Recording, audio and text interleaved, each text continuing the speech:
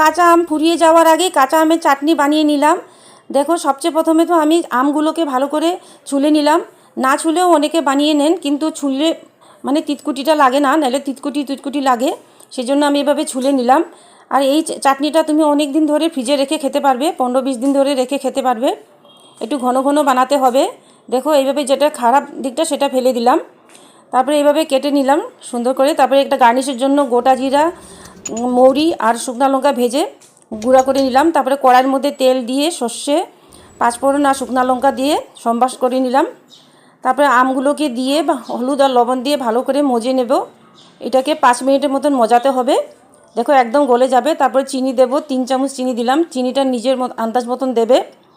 তারপরে চিনির সাথে ভালো করে অল্প সময় এটাকে সেদ্ধ করতে হবে। তারপর অল্প জল দেবে। আমি আধা কাপ জল দিলাম। তো গার্নিশের জন্য যে মশলা রেডি করেছিলাম সেটা দিলাম। লাইক আর সাবস্ক্রাইব করবে।